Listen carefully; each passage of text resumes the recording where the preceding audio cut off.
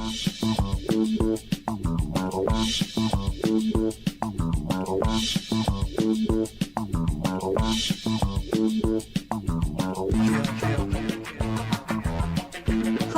welcome to Inside the Moms Club, where being a mom is the coolest place to be. Here in the Moms Club, we believe that what embarrasses you now will make a great story later. And let's face it, you don't laugh sometimes, you're gonna cry. Join us in having a good laugh together. I'm Monica Samuels. You are now inside the Moms Club, your private destination for all things mom. Are you? I am excellent, and I should ask, how are you? Because you were telling me. So we are in that part of life where we are starting to investigate issues of the M word. Yes. And we're not talking about money. We're talking about menopause. Right. And right. you showed up with lots of drugs.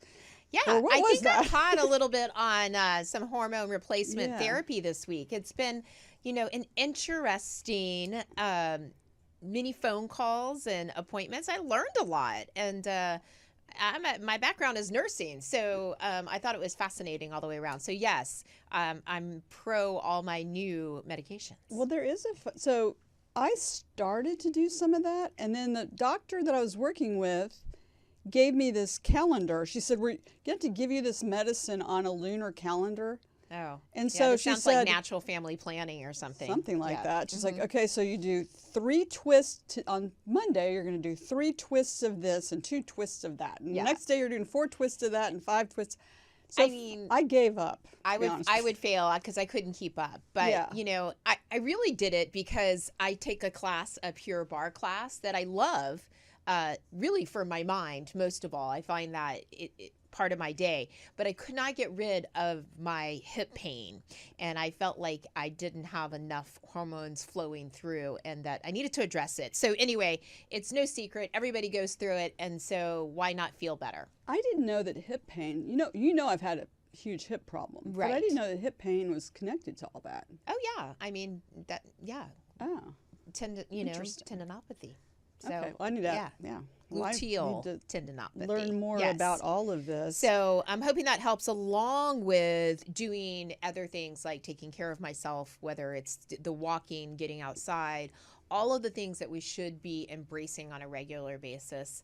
I'm no picture of health, but I sure am trying.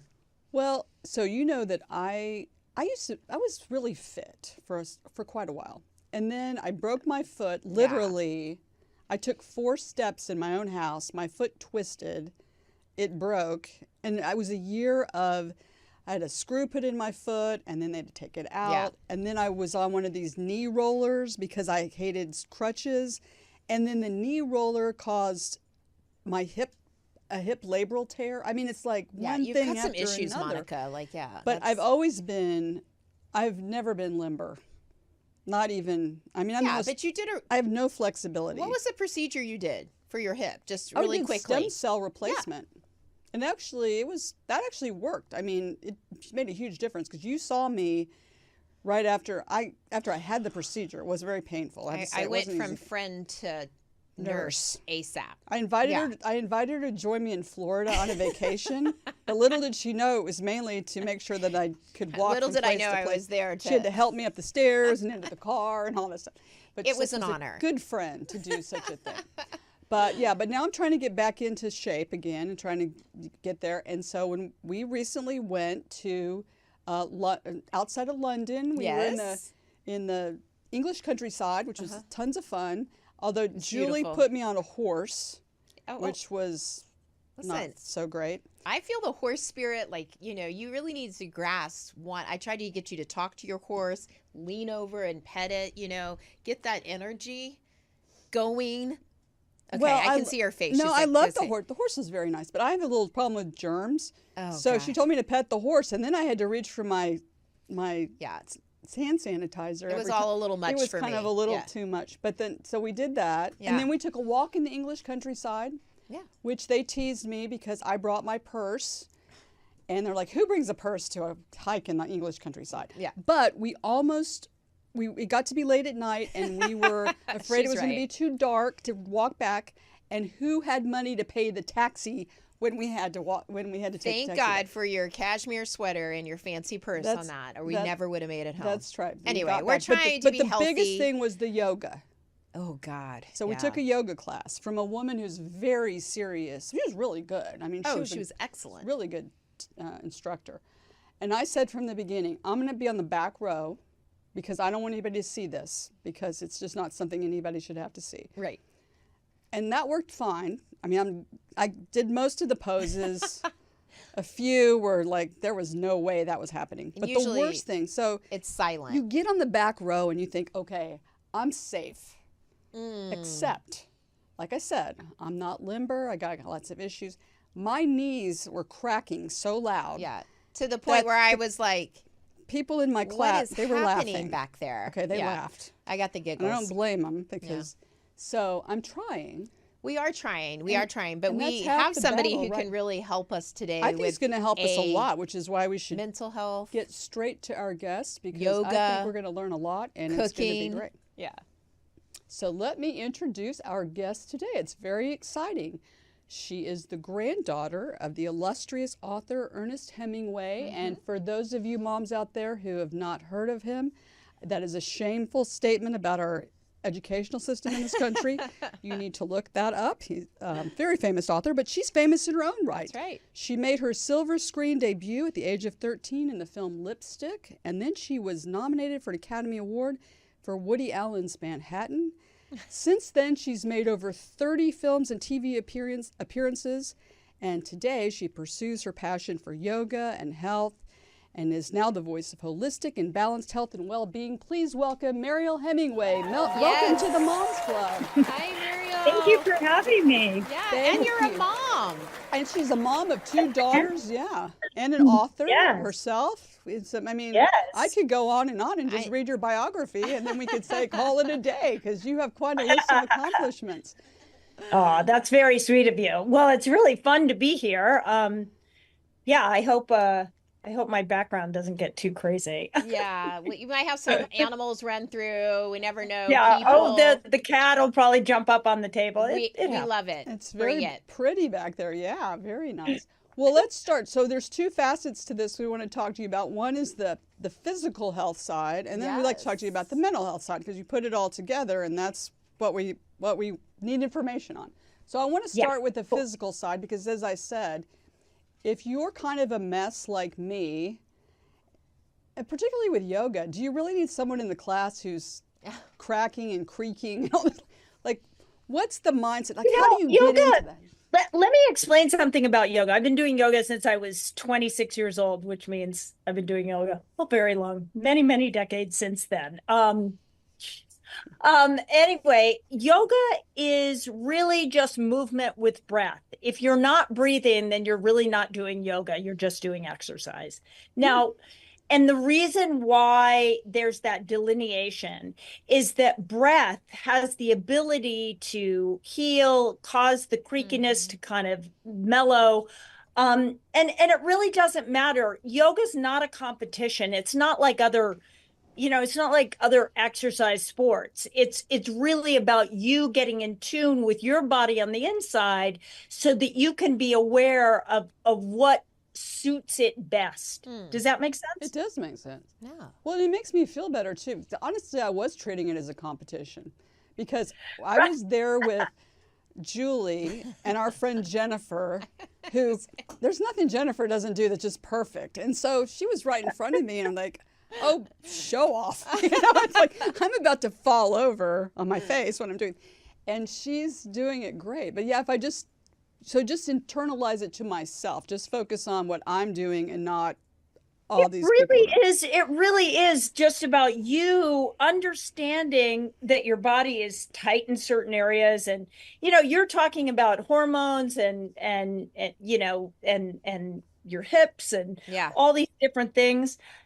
Yoga is just a place where you get to, it's kind of a Buddhist approach to, let's just step back and look at what our body needs. It's training you to be soft within yourself. I think as women, as mothers, as me as a grandmother now, I think that we're hard on ourselves. We have expectations about what we need to be doing. Sure. And the truth is, you know, there's no, like, things change as we get older, things shift, we move into different facets of our lives.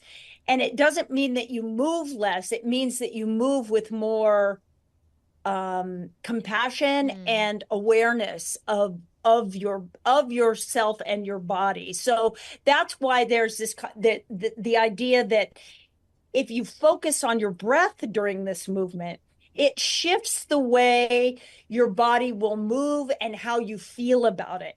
Because sometimes we, you know, get into things and we're doing things in exercise and you're like, you're gritting your teeth and like, I'm going to get through this. Whereas yoga should be more about, oh, wait a second, this is telling me to do something different. This is telling me to be more gentle with myself. Oh, and I think as women, that's a really important lesson that we have a hard time doing. But you right? It's like, I keep pushing. And then really what happens is you hit a wall and then you're like, I'm not going to do this anymore. Right. And that's not good. That's not good. It's always about like, oh, it's okay. I don't have to be the best in the class because that's not what this is about. It's not a hip hop class. Right. It's not a, you know, a boxing class. So you've led a lot of these things. There's no judgment in like any of the students, the participants, I guess, because I feel judged. I mean, I guess I was always an overachiever in school, and I'm like, wow, the teacher's got to think I'm really good. You're mildly competitive, Monica. So like, yeah. So, but there's no judgment here, right? I mean, if I look like, if you see me in the back falling over, you're not thinking, oh my gosh, why is this woman in this class? And you know, I used to lead a lot of workshops, and I used to fall kind of on purpose. It's like falling is just like part of the. It's like, oh, that's great. You pushed yourself to a limit and now you know where that limit is. And, you know, and falling doesn't necessarily mean you fall to hurt yourself. It's just like, it's just part of, it's like, we don't need to be perfect. And I think that that's kind of the bane of women's existence. Like, oh, this need to be perfect. I'm a perfect mother. I'm a really good wife. I'm a really good partner, whatever it is, whatever, you know, dialogue we have going on in our heads. That's not what yoga's about. It's about actually not listening to the dialogue that's inside your head. Because by the way, that negative self-talk that you do inside yourself, that's not you. That's your ego trying to control you. That has nothing to do with who you are. Because you, the inner you, the kind of aware you, knows what's right for you. And so that's why, you know, when I talk about wellness, yoga, just being your best self, it's about really just tuning into the voice that is you, that knows that you're okay right now, right? So, like, everybody has this idea that there's somebody out there that's going to teach us what's right for us. You know what I mean? Like, oh, there's that doctor, or there's that holistic person, or a yoga teacher. For me, it was, I went to a lot of gurus and I traveled the world. I did a lot of goofy things, but, and I learned a lot, but, you know, I did a lot of goofy things. Yeah, exactly. Anyway, what I realized is that you're your best teacher. I actually went to India once and I met His Holiness the Dalai Lama, and it was such an incredible story. Do you want me to tell the story? Yeah, sure. I mean, we've never really had someone who can say they've met the Dalai Lama. Please never continue. Met anyone that met the Dalai Lama. Okay. So I went to India, at where he lives in Dharamsala, because he can't be in Tibet, as you know, because of political reasons. Anyway, we went there. I was about 45, so that's almost 20 years ago. Holy crap. And so I went there, and I was really excited. We were going to have a private audience. And when I say a private audience, there's about 10 really influential people, super wealthy, super political, whatever. And they were whoop-de-doos. And they all had questions for His Holiness. And I was just super happy to be there. I had nothing to say to him, but I was just like excited. Yeah. So we go into this little, it's like a little cottage, but it had a little stairwell up, and you could see him. He came down these stairs, and it wasn't grand. It wasn't like a Yeah. grand staircase. It was just, he came down these stairs, and there was these chairs, these overstuffed chairs and pillows in front of him, and two chairs beside him.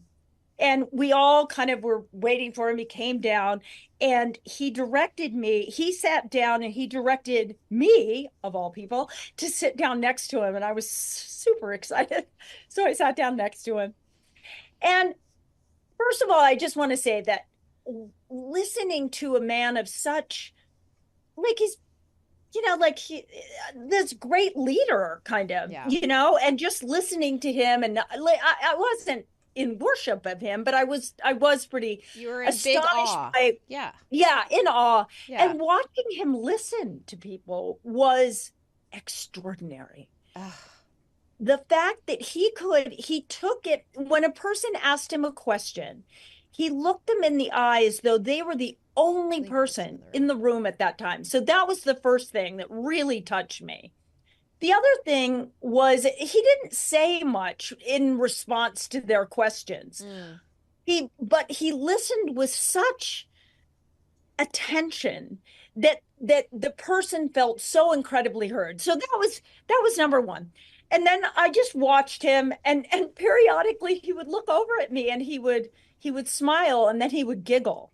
And I was like, oh my God. So I would smile and giggle back, thinking, oh my God, I'm having this unspoken communication with His Holiness the Dalai. Anyway, whatever. And so an hour and a half goes by. I haven't said a word because I have nothing to say to him. And you can tell it's wrapping up, and we all start to get up. And I start to get up like this, and he puts his hand on my hand, and he looks me in the eye. Oh. And it still makes me cry. Of course. He looks me in the eye and he says, "You're okay." Oh, wow. And you have to understand my story. I have traveled the world looking for answers to why my family was the way that they were. Right. The mental illness. Was I going to end up like them? Was I going to take my life? Whatever. And him saying that was such an epiphany for me. I mean, I didn't see angels or white light, but I did. I remember going back to the States thinking, oh, I am okay. Yeah. And that's when I started my journey. I really do a lot of work for mental health. I have a foundation called the Mariel Hemingway Foundation, which I'm trying to create as a resource navigator for mental health. I just want people to be able to go there, plug in. I'm in Austin, Texas. I'm in Burbank, California. I'm wherever I am in the United States, or hopefully the world, and be able to say, if you've got addiction issues, suicide issues, whatever, or your child is going through something, where do I go? If I want holistic help, if I want psychiatric help, if I want, whatever. Right. So Mariel, I want that to be. That's an incredible experience, getting to know the Dalai Lama. I thank you for sharing that, because when you said that and he touched you, for someone to say it's going to be okay, you're going to be okay, was pretty cool. But how did you know, with all the things that have gone on in your life, you talk a lot about mental health and the journey. You've even done a documentary called Running from Crazy. Is that the correct? Yeah. So yes. I just want to make sure. So I would like to know how you chose the path that you chose, because you've seen it all before. You've seen the addiction and everything else. How did you choose meditation and yoga, knowing that was going to boost your life and you were going to be this champion for mental wellness? That's kind of what the point of the whole His Holiness conversation, or the story, is really that was kind of the turning point where I realized, oh, this is my journey. I need to go down this path. I need to help people. Mm-hmm. I mean, I'd been doing yoga for 20 years prior to that. Sure. I was I was on that path, but I was disconnected. There was something about me I was still in fear. I was Right. still chasing a guru, a doctor, a this, a that, until I realized it was me. That was the moment I went, oh, I'm my best teacher. I'm my best guru. I'm my best nutritionist. Right. Now, it doesn't mean that you don't need help. We all need help. We all need, we need moms and friends and maybe doctors, maybe this, that, and the other thing, whatever. But at the end of the day, all of us are guided by our own intuition. Yes. Right. So and if true. we don't trust what we have to say about ourselves, then, like you're never going to get the healing that you really need because you know what's best for you ultimately. I mean, about 4 years ago, I did that too. I said to myself, oh my gosh, I'm actually know a lot of things, and to trust myself turn into myself. So you help people. You do have a podcast. I do. Yeah, it's called Out Comes the Sun. Is that correct? Yes, it is. So I have, when I was looking. Out Comes the Sun. Out Comes the Sun. Beautiful. I love that. When I was looking this up in your podcast, is there one common treatment or product that people give you feedback on that they say that works? I loved that because there are so many. And I was just wondering the type of feedback you get from people who listen to your podcast. Well, my podcast is not about, I'm not pushing any particular anything. What I do talk about with I have a co-host, as you both have each other, Melissa Yamaguchi, and we it's not like we're pushing any particular thing, but we do talk about the 7 doctors, and the 7 doctors are Dr. Sun, Dr. Air, Dr. Water, Dr. Exercise, Dr. Earth, Dr. Nutrition, and Dr. Rest. They're available 24 hours a day, 7 days a week, and they're free. They're super free. Yeah. And we get a lot of feedback. That, oh my God, I never realized that grounding, taking your shoes off and walking on your grass in the backyard or walking on the beach actually makes me feel more inflammation in my body, because it actually gets rid of inflammation. It also gets rid of neuroinflammation, which is the inflammation of the brain, which is also a great cause of our mental health problems. So there's a lot of feedback and we try to share things that help boost our mental health. But I think everything you do physically helps your mental health. Yeah. Mm-hmm. Let's talk a little bit about mental health. And there's always been a stigma over mental health issues. And it seems like it's gotten much better, but we're still not quite there yet. Where do you think we are in helping people identify, and I will say I have, as Julie well knows, I have an issue with anxiety. And in fact, just the way even I said it is like as an apology. I shouldn't apologize for that. I can't help that. But where do you think we are now, and what can we do to make people feel more comfortable just saying, hey, yeah, I have anxiety. I'm working on it, but I have it. Where do you think we are? And good question. What do we do? What you just did gave a lot of people that listen to your podcast permission to say that. That's all. Just saying, gosh, I'm embarrassed. Because everybody is, right? We're all in the same boat. We're all trying to live a life. And the reason why I share my story and, I have 7 suicides in my family and all that stuff, I only share it to say, look, just because I come from a famous family or I've got a famous name or whatever it is, doesn't mean that I don't have all the same issues that everybody else has, that wakes up in the morning, putting their pants on, one leg at a time, making their coffee, sometimes having a headache, whatever. It was a while ago, but I had hot flashes, but you'll get back to menopause.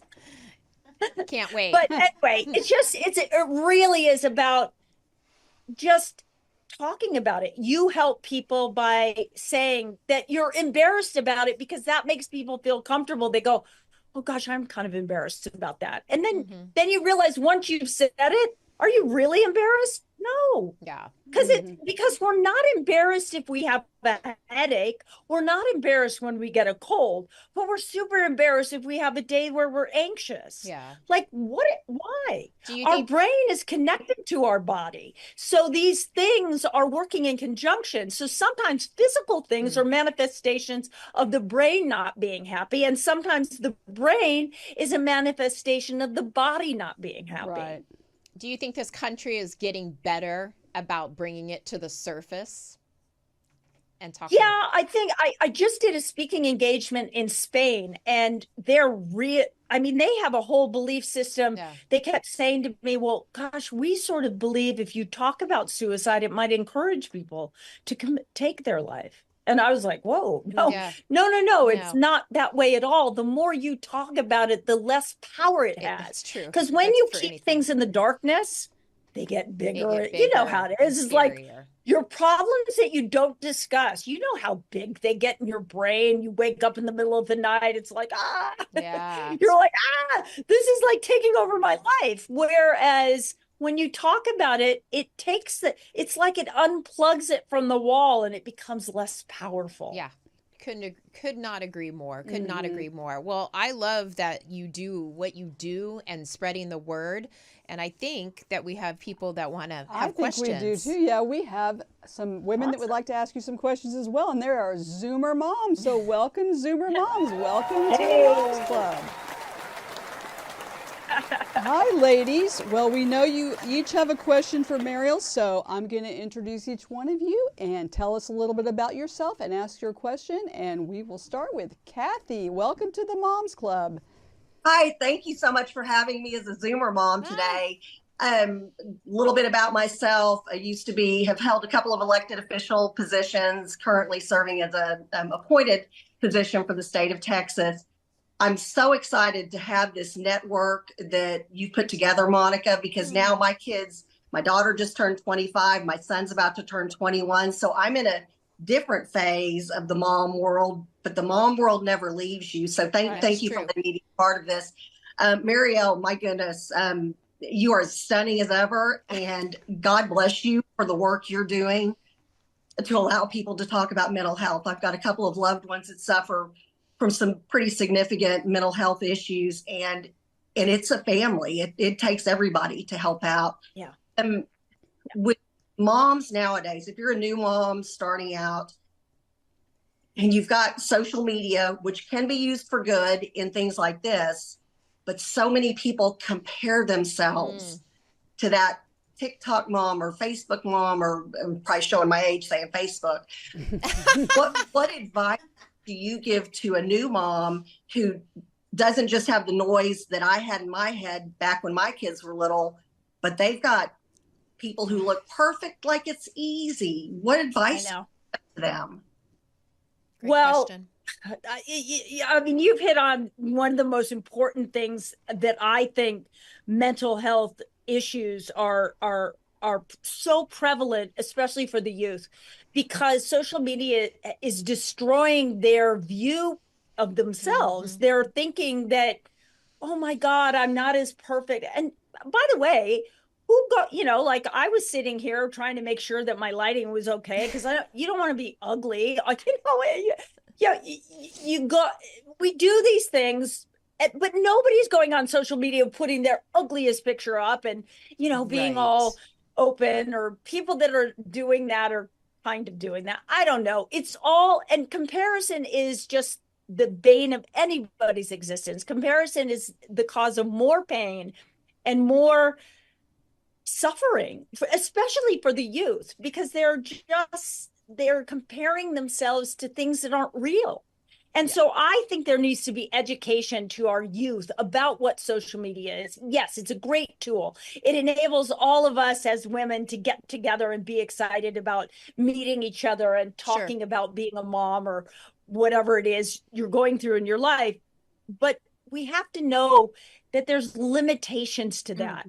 It's not real connection. There's really when you're on your phone and you're texting, that's a 7% connection. All of us here, we're this is better because I can see your face and you can see mine and we can hear each other. So there's much more of a connection. But the truth is, when you're looking on Instagram, there's not a connection. Yeah. People are feeling more and more lonely because of social media. It's creating more anxiety, more depression. So I think we need to be educated, and we need to give our children limitations when it comes to social media.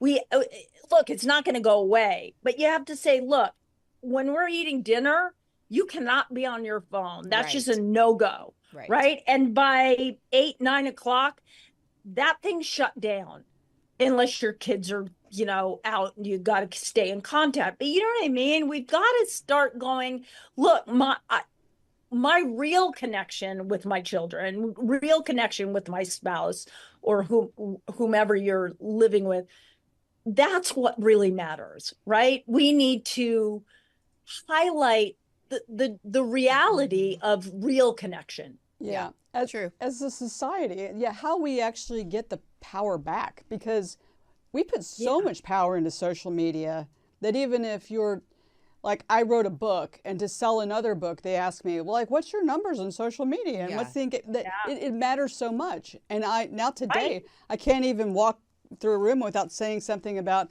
gee, I need some blue shoes, and suddenly 50 advertise. I mean, I feel like I'm being followed by this thing I'm carrying around.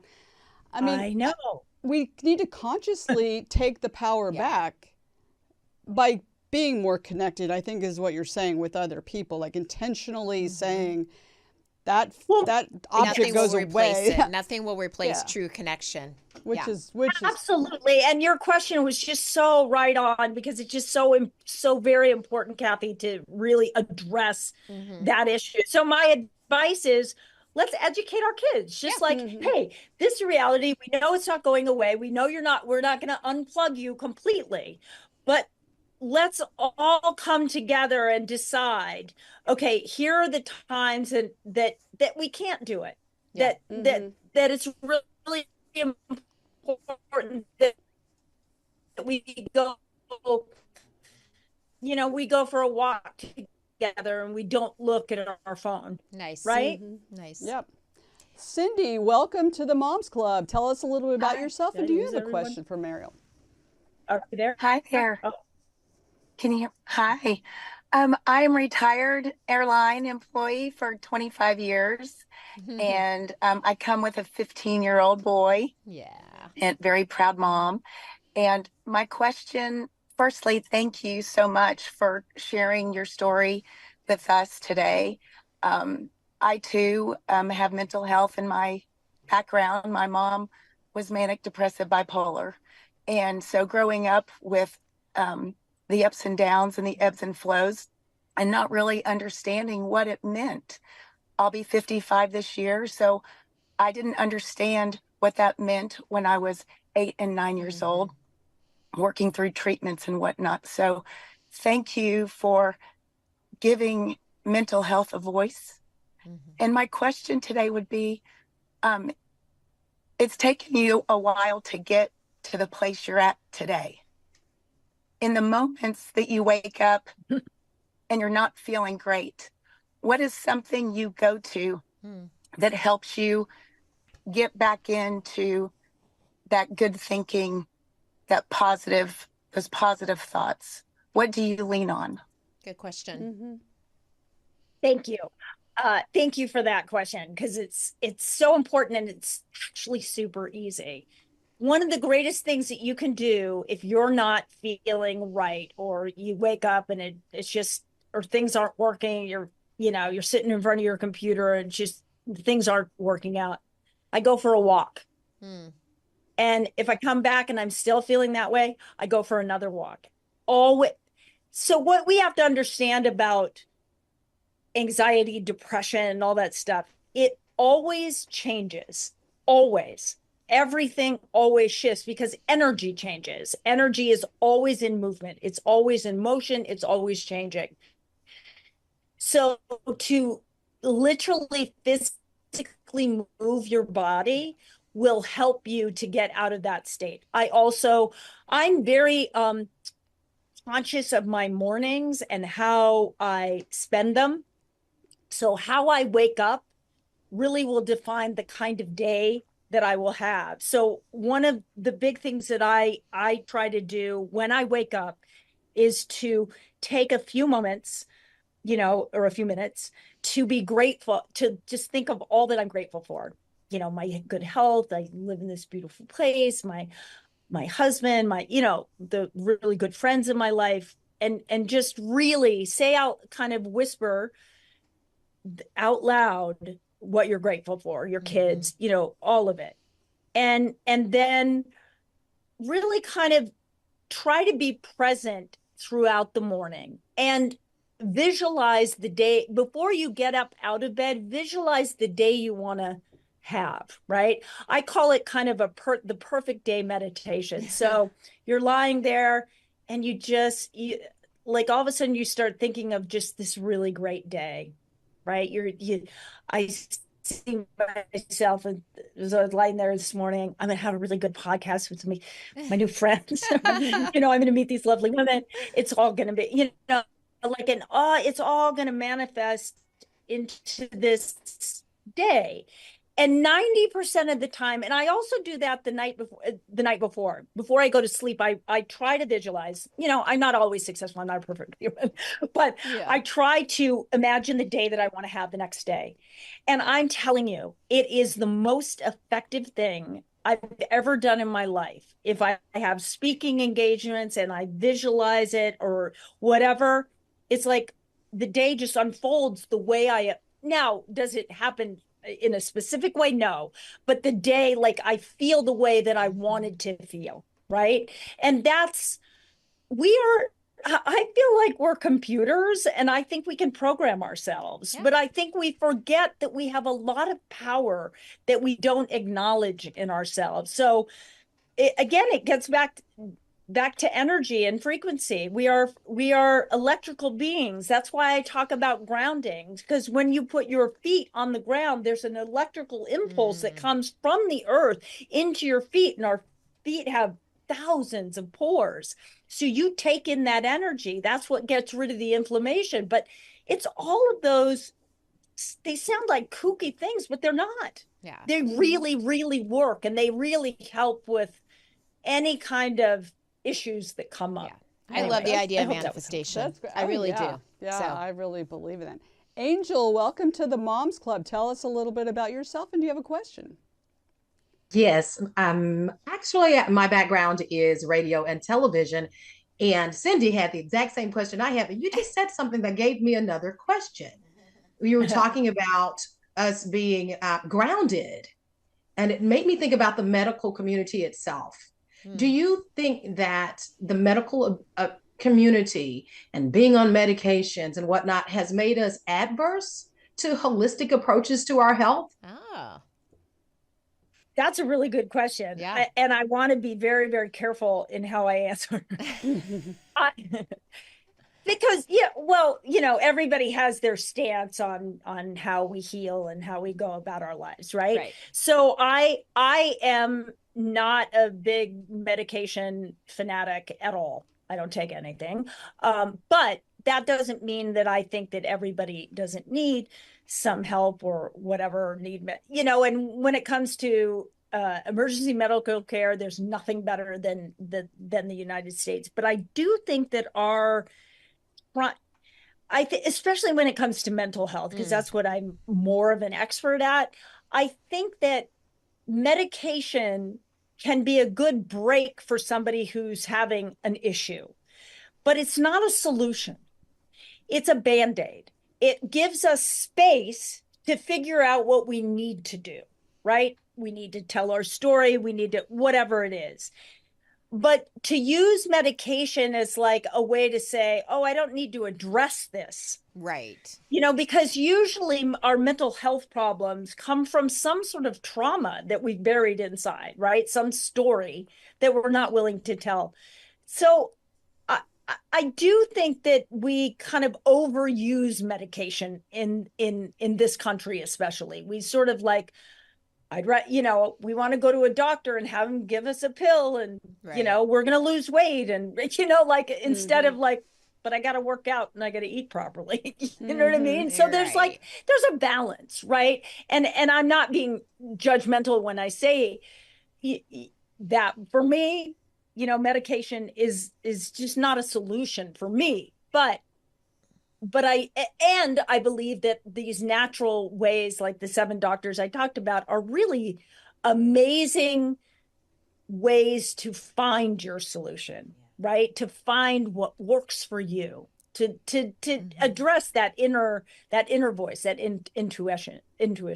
Yeah. Taking a pill doesn't mean that you don't get to do the work. Right. Exactly. That's well said. Thank you. Yeah. And in this country, we do have this idea that you just take a pill and it's all, even when you're scientifically, I know during the pandemic, everybody said, well, just give me an antibiotic. Well, it's a virus. It was hard to explain to people. That's not going to cure you. But yeah, so we kind of over-medicate ourselves too. Jan, welcome to the Moms Club. Tell us a little bit about yourself and you have a question. Hi, Mariel. My name is Jan. Everybody knows me by 3 little letters, but my last name is Corcanis. We have encountered each other several times in our lifetime. I had a limousine service for 30 years here in Dallas, Texas. I also, you remember? Muriel's like, huh? You said, don't make the paper to Laurie Muslow and I. You said, if you don't make the paper, you're not getting paid. You opened up a room here at the Crescent Hotel. Oh. At Sam's. Oh my God. Yeah. Oh my gosh, I did. Oh my gosh. Well, yes. The kid cried. Yes. All true. You remember, good. A while ago. Yeah, a while ago. It was in the 80s, I want to say. So we go back. 80? Well, I was pregnant with my first daughter, so yes, it was. I'm sorry to interrupt. Oh, that's great. And then now I have an autistic grown child at home. It's a godson. And I didn't really have much on his background. I got him about 5 years ago. And it is true what you're saying. They just give you the medication and they just ask you a few questions and that's about it. I got thrown into this situation and I really didn't know how to navigate through it. So now I definitely want to know how I can help with your Texas Foundation. Oh, that's so sweet. Well, it's a hopefully a worldwide foundation, but wow. Well, we'll talk later. You can't help me, but I just want to say bravo for taking on a very it's not easy. I know, because autism is a challenge at best, but there are we've seen some really amazing results for autism through frequency, through frequency healing.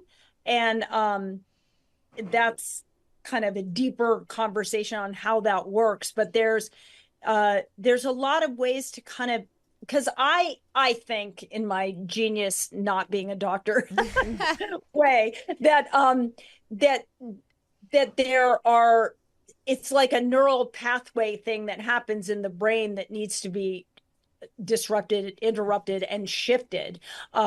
So I think that's why frequency has been very successful in kind of helping get people with autism to a place where they're very high functioning. And that's awesome. But God, bravo to you for taking that on. Yeah. Thank you very much. Yeah. Nice to see you. Yeah, that's great. If we don't make the paper, we won't get paid. That's okay. That's right. I'm going to remember Maybe that. We'll make the paper. Well, and you mentioned being pregnant with your first daughter, so your children are grown now, right? They are well grown up. I have my oldest is 30. She'll be 38 in December, and she has a daughter who is 19 months old. So I am a grandmother. Precious. And then my youngest is 35. Oh wow.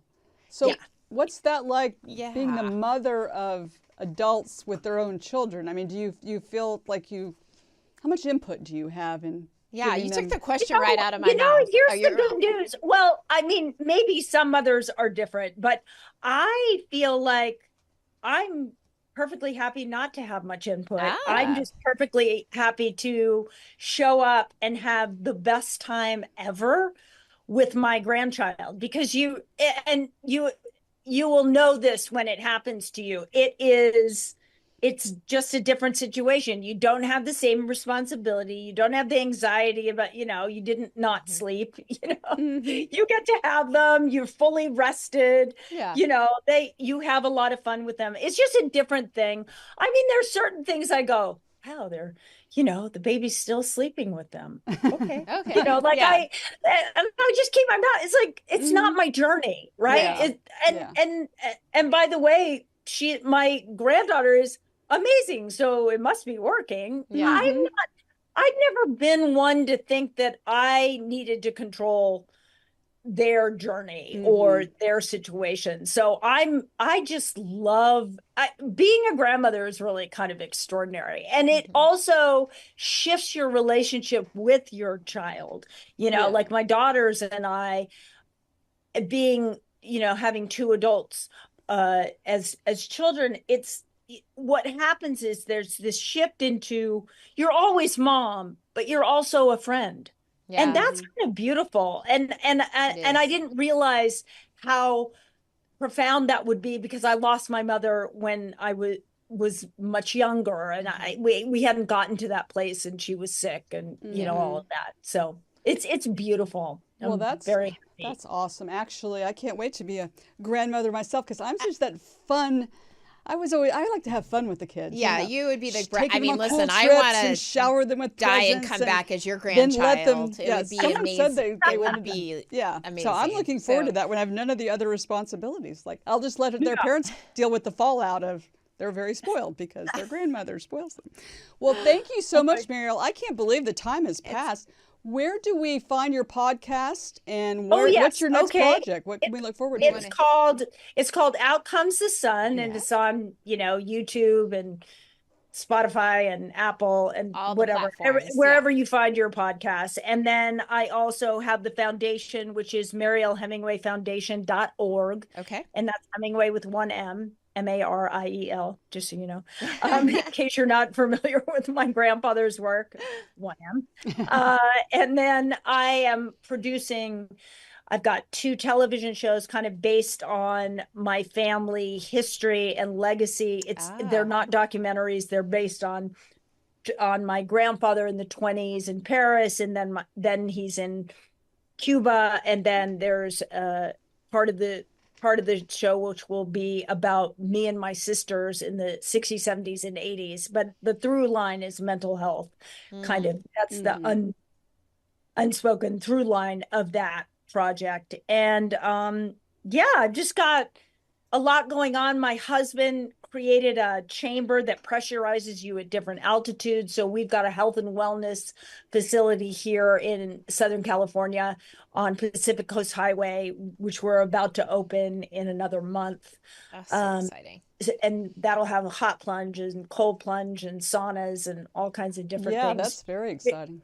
You can see me on social media, because we know we're all going to do it. Yes. True. At Mariel Hemingway is pretty easy. Yeah. That's great. Well, there's so much going on. I know. I can't wait to look it all up. All the document. I can't wait to watch that, and we have to go to this. I mean, we need to plunge for sure. We're going to plunge a lot. I think we're really going to enjoy that. Well, I think my hips would like that. My hips would too. Well, thank you so much, Mariel, for joining us. And thank you so much for having me. It was so much fun. Thank you. And thank you, ladies, for your lovely questions. Thank you. Yes. And to all the Zoomer moms, thank you. And thank you to our sponsor, New Calm, which we wouldn't be here as chipper and happy and calm today without New Calm. But we have to spell it. You gotta spell it. NUCALM. Yeah. It's an app that helps you sleep better, focus, energy. And the great news is, moms out there, you can get 15% off every month of your subscription if you just put Moms Club in the checkout. That's a darn good discount. It is a discount. great discount. Yes. So, and you can find us because, you know, we're like, Mariel, we agree you're going to someday look at social media. That's look right. at it a lot and follow us on social media at Inside the Moms Club on Instagram, Facebook, I mean, we're TikTok. we're on We have a TikTok, YouTube channel. a Yeah, we're all YouTube. over the place. Yeah, So, it's and been if a we come ton to of a fun. city near you, we had a great event in Dallas, Texas, and we're going to continue to have those events where you can meet other moms and get to know other moms and share your stories, experiences, and support one another, which is what our show is all about. That's right. Well, thank you so much for joining us. We'll be back next time with celebrities and extraordinary moms just like you. We know your me time is precious and valuable. We're so thrilled that you would share it with us. We have one request and we have a motto that we follow. That's right. If you don't laugh sometimes, ladies, You are going to cry. you're going to cry. So don't cry, laugh, have a good time, and we'll see you next time on Inside the Moms Club.